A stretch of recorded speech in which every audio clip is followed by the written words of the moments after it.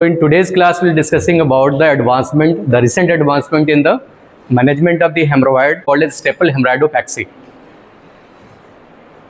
तो सबसे पहले अगर हम बात करें कि इस प्रोसीजर की ज़रूरत क्यों पड़ी, इस इन्वेसिव प्रोसीजर की ज़रूरत इस वजह से पड़ी है कि जो आइडियल प्रोसीजर है, जो गोल्ड स्टैंडर्ड प्रोसीजर है हेमरॉइड के लिए, वो है open haemorrhoidectomy. And open haemorrhoidectomy is basically the gold procedures और gold standard procedure for the condition of the haemorrhoid. पर वहाँ उसके साथ कॉम्प्लिकेशन एसोसिएटेड है. साथ साथ में प्रॉब्लम्स ये है कि पेन बहुत ज़्यादा होता है. 2-4 दिन तक जो पेन रहता है बहुत सीवियर रहता है.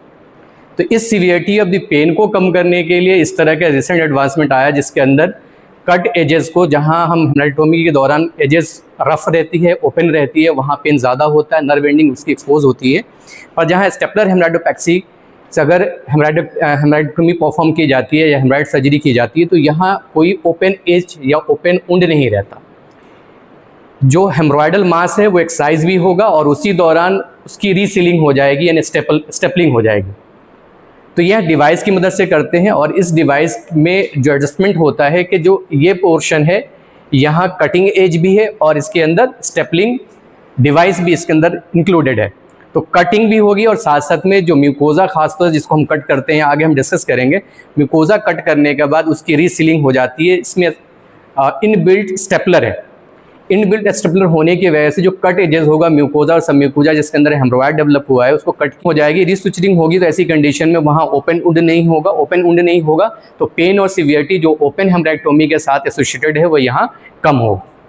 क्योंकि यहाँ ओपन उंड नहीं बन रहा है, इस वजह से ब्लीडिंग भी कम होती है, टाइम भी कम लगता है. इसके अंदर कहते हैं स्टेपलर हेमरॉइड डिवाइस जो होती है उसको आपने फायर किया, फायर करने के बाद वहाँ कटिंग होगी.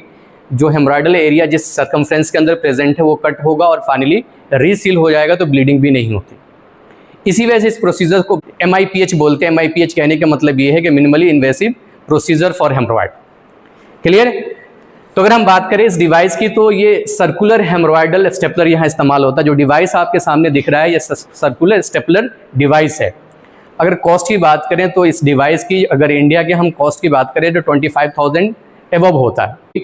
अगर सिर्फ डिवाइस परचेज करने में मोर देन 25 लग रहा है और वन टाइम यूज़ के लिए डिवाइस होती है, तो आप कॉस्ट को ध्यान में अगर जहाँ आपको कॉस्ट को ध्यान में रखना है, वहाँ ये प्रोसीजर आप नहीं कर सकते. जहाँ पेशेंट इकोनॉमिकली बहुत बेहतर नहीं है, प्रोसीजर नहीं कर सकते. पर अगर पेशेंट बहुत इकोनॉमिकली बेहतर है, वो अफोर्ड कर सकता है, तो आप इस तरह के प्रोसीजर कर सकते हैं जहाँ post operative complication, post operative pain बहुत कम है. तो इस डिवाइस की हम बात करेंगे. डिवाइस बेसिकली इसकी एडजस्टमेंट आप देख सकते हैं कि ये एरिया है, ये ओपन कर सकते हैं हम, इसको स्क्रू ऑन स्क्रू कर सकते हैं. ये जो एरिया है इसको आप ओपन कर सकते हैं. इसकी जो यूज़ है, इसको हम क्यों ओपन करेंगे, इसकी इंपॉर्टेंस आगे हम डिस्कस करेंगे. बहरहाल इस डिवाइस से थोड़ा सा फैमिलियर हो जाते हैं. ये आपका एक गन लाइक डिवाइस होती है जिसका टिप का एरिया हम ओपन कर सकते हैं और यहाँ हब प्रेजेंट है. ये जो एरिया हब कहलाता है, इसी के अंदर कटिंग यूनिट भी है और इसी के अंदर स्टेपलिंग यूनिट भी. ये जो रेड एरिया देख रहे हैं स्टॉपर होता है.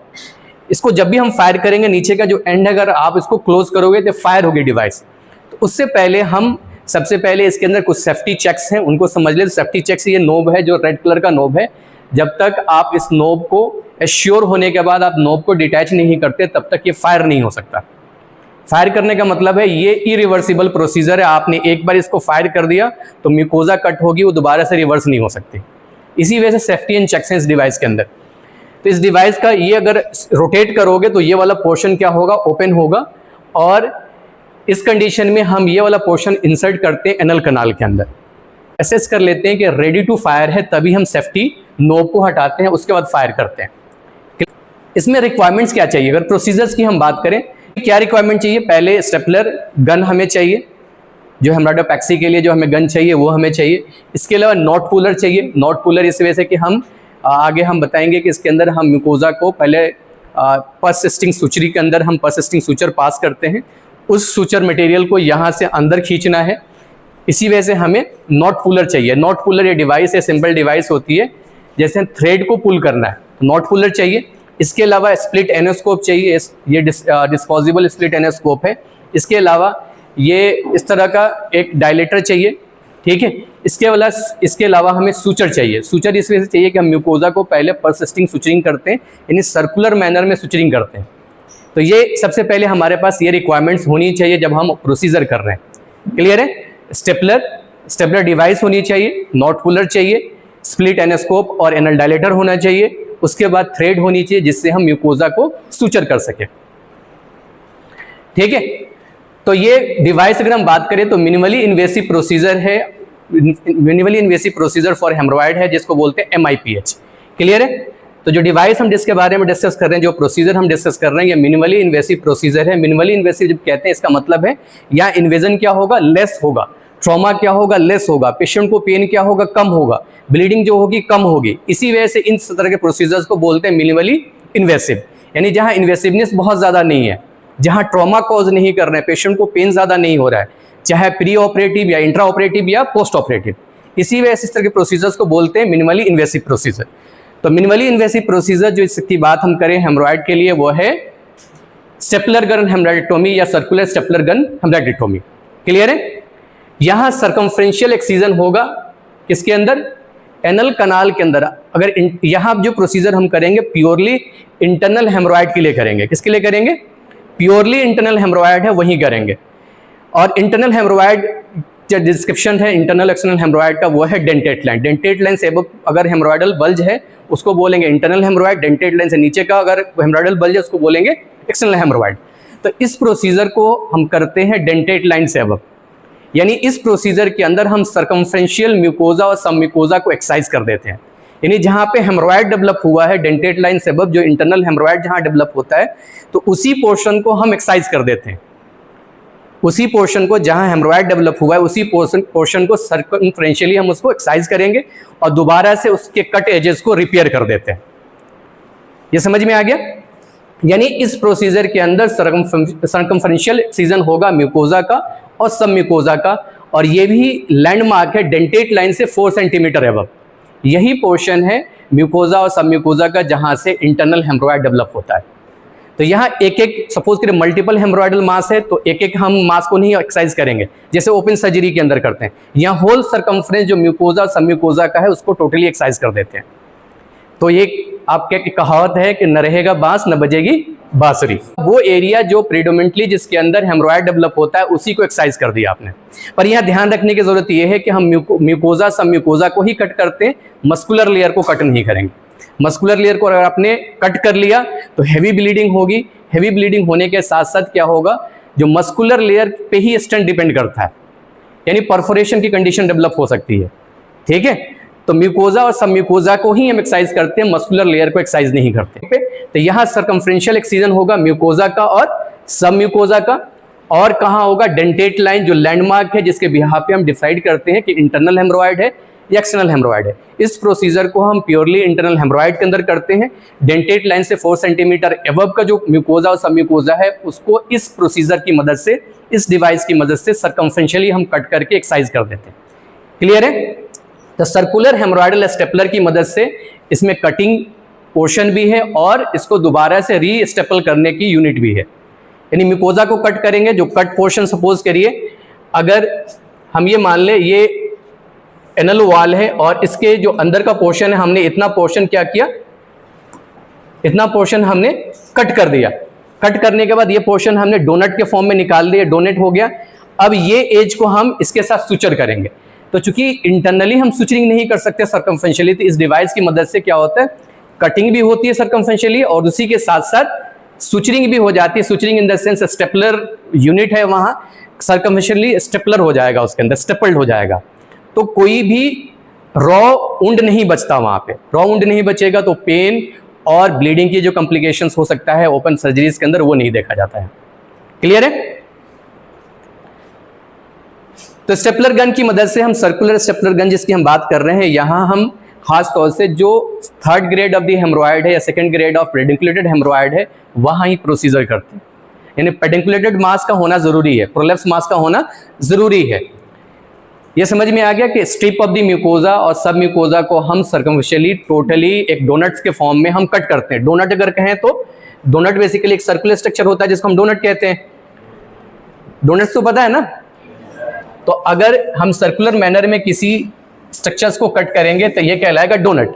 तो यहाँ भी एनल कनाल की होल सर्कमफ्रेंस हम सर्कुलर मैनर में कट कर रहे हैं, इसलिए इसको बोला जाता है डोनट। खास तौर से म्यूकोजा सब म्यूकोजा को इस वजह से कट कर रहे हैं कि यही म्यूकोजा स्लाइड करेगा जिसकी वजह से इंटरनल हेमोरॉयड डेवलप होगा। इसी म्यूकोजा के अंदर जो हेमोरॉयडल वेन है वो डायलेट होती है जिसके वजह से हम उसको हेमोरॉयड कहते हैं। तो यहाँ जब म्यूकोजा इस सर्कुलर मैनर के डोनट फॉर्म में अगर हम एक्सरसाइज करते हैं तो वहाँ म्यूकोजा भी कट हो जाती है, साथ साथ में जो हेमोरॉयडल वेन है जो डायलेट हुई है जिसके वजह से हेमोरॉयड डेवलप हुआ है वो भी एक्सरसाइज हो जाता है। एडवांटेज की अगर हम बात करें तो एडवांटेज बेसिकली लेस पेनफुल है, यानी यहाँ पे पेन कम होता है, ब्लड लॉस कम है कि ओपन वुंड नहीं रहता तो ब्लड लॉस भी कम होगा, रिकवरी क्या होगी फास्टर होगी, हॉस्पिटल स्टे क्या होगा शॉर्ट होगा। ठीक है। डिसएडवांटेज की हम बात करें तो यहाँ एक्सपीरियंस सर्जन का होना ज़रूरी, सर्जन का एक्सपीरियंस होना ज़रूरी है, इस तरह के प्रोसीजर्स के अंदर स्किल्ड होना ज़रूरी है, क्योंकि डिवाइस कॉस्टलियर है तो जो प्रोसीजर होगा वो इकोनॉमिकली बेहतर नहीं होगा, यहाँ कॉस्ट ज़्यादा आएगा। ठीक है। अगर फुल थिकनेस एक्सीजन हो गया, जैसे मैंने बताया था कि प्रिकॉशन हम ये लेते हैं कि सिर्फ सर्कमफेरेंशियल एक्सीजन करते हैं म्यूकोजा सब म्यूकोजा की, अगर हमने मस्कुलर लेयर को इन्वॉल्व कर दिया तो ऐसी कंडीशन में क्या होगा, रेक्टल वॉल की इंजरी होगी, यहाँ पॉसिबिलिटी क्या होगी परफोरेशन का हो सकता है। कई बार इंस्फिंक्टर इंक्लूड हो सकता है, अगर आपने इंस्फिंक्टर को आइडेंटिफाई नहीं किया तो इनकंटिनेंस की प्रॉब्लम हो सकती है। अब इसमें हम म्यूकोजा जब हम कट करते हैं सब म्यूकोजा कट करते हैं तो डेंटेट लाइन से अबव सर्कुलर मैनर में एक परसिस्टिंग सुचरिंग लेते हैं, यानी एनल कनाल के डेंटेट लाइन का जो पोर्शन है उसके 4 सेंटीमीटर एबव हम सर्कुलर सुचरिंग करेंगे जिसको बोलेंगे परसिस्टिंग सुचरिंग, यानी एक एज से हम निडल को पास करते हैं, सर्कुलर उसको पास करते हुए मल्टीपल हम बाइट्स लेते हुए जाएंगे। अब ये ध्यान रखते हैं कि सिर्फ हमें म्यूकोजा तक ही, म्यूकोजा सब म्यूकोजा तक ही हमें बाइट लेनी है, तो एक थ्रेड से पास होते हुए दूसरे थ्रेड यानी उसी जगह पे हम थ्रेड निकालते हैं तो उसको हम क्या करेंगे फाइनली इसको पुल करेंगे तो वो एरिया क्या होगी क्लोज हो जाती है। इसी तरह के जैसे ये अगर पाउच है, ये पाउच अगर है तो ये हम इसको हमने तो इस तरह से सुचरिंग अगर की जाती है इसको बोलते हैं परसिस्टिंग सुचरिंग। तो ये भी जो पर्स है ये इस तरह का क्लोजर जो होगा सुचर मटेरियल का उसको बोलते हैं परसिस्टिंग सुचरिंग। तो परसिस्टिंग स्विचिंग जब की जाती है वहाँ ध्यान रखा जाता है कि हम जो बाइट ले रहे हैं वो म्यूकोजा और सब म्यूकोजा तक ही कन्फाइंड हो, म्यूकोजा से बियॉन्ड या सब म्यूकोजा से बियॉन्ड नहीं हो, यानी मस्कुलर लेयर को हमें बाइट में नहीं लेना। ठीक है। तो अगर इम्प्रॉपर परसिस्टिंग स्विचिंग की गई है या बहुत डिस्टेंस पे की गई है तो पॉसिबल क्या हो सकता है कि डोनट इनकम्प्लीट होगा, यानी कंप्लीट सर्कमफ्रेंशियल एक्सीजन नहीं होगा, म्यूकोजा सब म्यूकोजा का कंप्लीट एक्सीजन नहीं होगा तो वहाँ अलाइनमेंट प्रॉपर नहीं होगा तो ऐसी कंडीशन में ब्लीडिंग हो सकती है। तो स्किल्ड यही है कि जब हम परसिस्टिंग सुचरिंग ले रहे हैं तभी हमें ध्यान रखना होता है, हमेशा करना होता है कि हम एग्जैक्ट और जो रिक्वायर्ड डेप्थ है उसी डेप्थ पे हम परसिस्टिंग सुचरिंग करें, और जितनी डिस्टेंस पे हमें सुचरिंग करनी है उसी डेप्थ के अकॉर्डिंग हम सुचर के बाइट्स जो हैं वो ले रहे हैं। कॉन्ट्राइंडिकेशंस की अगर हम बात करें, कॉन्ट्राइंडिकेशन क्या है तो इसमें फिशर की कंडीशन है या फिस्टुला एनो की कंडीशन है तो हम नहीं करेंगे। इसमें ध्यान देने की जरूरत है कि जो डोनट होगा यानी आफ्टर प्रोसीजर कंप्लीट करने के बाद जो मास एक्सरसाइज होगा उसको हम हिस्टोपैथोलॉजिकल स्टडी के लिए देते हैं। क्यों देते हैं कि ये भी हमारा ध्यान रखना होता है कि मस्कुलर लेयर को तो हमने इन्वॉल्व नहीं कर लिया, देखने से कई बार पता नहीं चलता, तो हम बी प्लान हम एक्टिवेट कर लें या उसकी जो रिपेयर का जो प्रोसीजर हो सकता है वो हम कर सकें। इस वजह से जो डोनट होगा उसको एक्सरसाइज करने के बाद हिस्टोपैथोलॉजिकल स्टडी के लिए हम भेजते हैं। अब इसमें प्रोसीजर्स को समझते हैं। तो सबसे पहले मैंने इमेज से इंक्लूड किया है ताकि अगर डिस्क्रिप्टिव होता तो आसान नहीं होता। तो सबसे पहले पेशेंट को आपने एनेस्थीसिया दे दिया, पेशेंट की पोजीशनिंग कर दी। पेशेंट पोजीशनिंग क्या है, लिथोटोमी पोजीशन के अंदर है। आपने इनिशियल एग्जामिनेशंस के बाद यानी परेक्टल एग्जामिनेशन आपने कर लिया, परेक्टल में प्रोक्टोस्कोपिक एग्जामिनेशन भी करी और आपने मास को आइडेंटिफाई कर लिया किस किस पोजीशन पे इंटरनल हेमोरॉयड डेवलप हुआ है, आपने मार्क कर लिया। उसके बाद ये एनल डायलेटर है उसको इंसर्ट करते हैं। एनल डायलेटर से क्या होगा, जो एनल इंस्फिंक्टर है वो रिलैक्स हो जाएगा। साथ साथ में जो प्रोलेप्स पाइल मास है, हमने डिस्कस किया था कि 3rd ग्रेड ऑफ द हेमोरॉयड या 2nd ग्रेड ऑफ द हेमोरॉयड जो प्रोलेप्स पाइल मास की कंडीशन है या 4th ग्रेड ऑफ द हेमोरॉयड से जो प्रोलेप्स पाइल मास की कंडीशन है उसी में इस प्रोसीजर को करते हैं। ठीक है। तो हम एनल डायलेटर्स का मकसद ये है कि एक तो इंस्फिंक्टर को रिलैक्स करना, साथ साथ में जो प्रोलेप्स मास है उसको अंदर पुश कर देना। तो आपने एनल डायलेटर को इंसर्ट किया। एनल डायलेटर इंसर्ट करने के बाद ये एनोस्कोप है, इसको हम इंसर्ट करते हैं। एनोस्कोप बेसिकली ये वाइडन एरिया प्रोवाइड करता है। जो स्टेपलर हेमोरॉयडोपैक्सी के लिए जो डिवाइस इस्तेमाल कर रहे हैं, जो स्टेपलर डिवाइस है उसको इंसर्ट करने के लिए, इसकी जो आई है, डिफरेंट आई की मदद से हम इसको एनल स्किन से पेरिनल स्किन से फिक्स कर देते हैं ताकि ये डिवाइस मूव नहीं करे। तो सिंपल डिवाइस है, ये बेसिकली पाथवे प्रोवाइड करता है for the insertion of the stapler haemorrhoidal device. ठीक है, तो आपने क्या किया, इसको फिक्स कर लिया। फिक्स करने के बाद हम परसिस्टिंग सुचरिंग शुरू करते हैं। परसिस्टिंग सुचरिंग यानी एक जगह से हम सुचरिंग शुरू करेंगे और सर्कमफरेंशियली डिफरेंट बाइट लेते हुए दूसरे एंड से निकाल लेंगे। तो ये ग्रीन कलर का जो थ्रेड आपको दिख रहा है, हमने क्या किया, पहले ये एनोस्कोप आपने इंसर्ट किया। एनोस्कोप इंसर्ट करने के बाद हम सर्कमफरेंशियली डेंटेट लाइन से 4 सेंटीमीटर एबव हम सुचरिंग शुरू करते हैं। एक एज से शुरू करेंगे, दूसरे एज से निकालेंगे। उसके बाद हम एश्योर कर लेते हैं, अपनी फिंगर को इंसर्ट करेंगे। जो सर्जन है अपनी फिंगर को इंसर्ट करेगा और इस नॉट को पुल करके देखेगा कि सर्कमफरेंशियली जो प्रेशर लग रहा है इक्वल लग रहा है हर जगह से, क्योंकि ये रिवर्सिबल प्रोसीजर नहीं है। एक बार आपने गन को फायर कर दिया, चाहे आपने सही किया हो या गलत किया हो, वो फायर करने के बाद रिवर्सिबल नहीं होगा। अगर गलत किया है तो प्रॉब्लम ज्यादा है, यहाँ पे हैवी ब्लीडिंग होगी, उसकी वजह से पेशेंट की डेथ हो सकती है, या मस्कुलर लेयर आपने कट कर दिया है तो वो प्रॉब्लम हो सकती है। तो यहाँ हम सबसे पहले ट्रिपल एश्योर हो जाते हैं कि प्रोसीजर जो हम कर रहे हैं सही कर रहे हैं।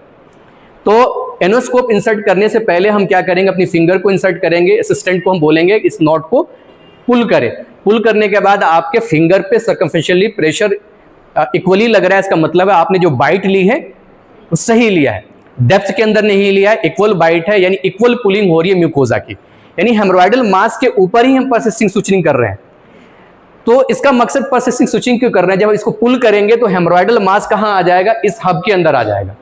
ठीक है, ये श्योर हो गए। उसके बाद हम क्या करेंगे, ये स्टेपलर डिवाइस उसको ओपन करके इंसर्ट करेंगे। इसकी इंपॉर्टेंस यही है, स्टेपलर डिवाइस क्या होगी, उसको ओपन करेंगे, ये हब का एरिया है और ये जो कटिंग एज भी है इसके अंदर और स्टेपलिंग एज भी है।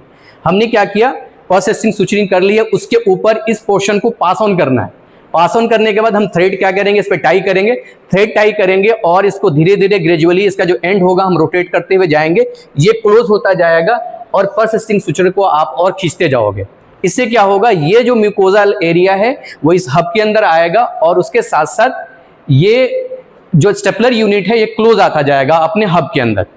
फाइनली क्या होगा, इस तरह से इस इमेज की मदद से देख सकते हैं, हमने क्या थ्रेड को पुल किया और इसको हम क्लोज करेंगे। क्लोज कैसे करेंगे, इसका जो लोअर पोर्शन है जहां पे फायर करने के लिए नॉब दिया हुआ था उसको रोटेट करते जाएंगे। ठीक है, रोटेट करने के बाद एश्योर किस तरह से करेंगे कि यहाँ पे सेफ्टी चेक है, ये येलो पॉइंट ग्रीन एरिया के अंदर होना चाहिए, तभी आप इस नॉब को हम सेपरेट कर सकते हैं, तभी हम फायर कर सकते हैं। इसका मतलब यह है कि जब ये कटिंग एज और जो स्टेपलिंग एज है दोनों अप्रोक्सीमेट होंगे, दोनों पास पास होंगे, तभी आप सेफ्टी नॉब को हटा सकते हैं, रिमूव कर सकते हैं। अगर सपोज करिए क्लोज नहीं हुआ, आपने नॉब को हटा के फायर कर दिया, तो पॉसिबिलिटी क्या होगी, इनकम्प्लीट एक्सीजन होगा या जो अप्रोक्सीमेशन होगा प्रॉपर नहीं होगा। इसी वजह से इस डिवाइस के अंदर इस तरह की सेफ्टी चेक्स दिए गए हैं। तो फाइनली क्या होगा, हम नॉब को क्लोज करते जाएंगे और यहाँ पे एक मार्क दिखेगा, ग्रीन के अंदर ये लाइन आएगी, तभी आप इस स्टेप जो स्टॉपर है उसको रिमूव कर सकते हैं। स्टॉपर रिमूव करने के बाद हम क्या करेंगे, जो एज था हमने डिस्कस किया था, जो हैंडल लाइक था, उसको हम फायर करेंगे। फायर करके 1 मिनट तक होल्ड करके रखते हैं। 1 मिनट तक होल्ड करने का मकसद ये होता है कि कट करना और साथ साथ में स्टेपल कर देना। स्टेपल करने के बाद हम दोबारा से इसको ओपन करेंगे, अनस्क्रू करेंगे। ओपन करने के बाद डिवाइस को निकाल लेंगे। फिर उसके बाद हम चेक करते हैं कि जो डोनट्स हैं, डोनट्स जो निकला हुआ है सर्कमफ्रेंशियली, जो म्यूकोजा सब म्यूकोजा आपने कट किया है, चेक करेंगे हमने कंप्लीट सर्कमफ्रेंस को एक्सरसाइज किया है या नहीं किया है, इसके अंदर मस्कुलर लेयर की इन्वॉल्वमेंट तो नहीं है। साथ साथ में जिस एरिया के अंदर आपने प्रोसीजर परफॉर्म किया है वहां भी आप चेक करेंगे ब्लीडिंग के लिए और कंप्लीट रिपेयर के लिए। क्लियर क्लियर है सबको ये? तो दिस वाज द MIPH यानी minimally invasive procedure of haemorrhoid.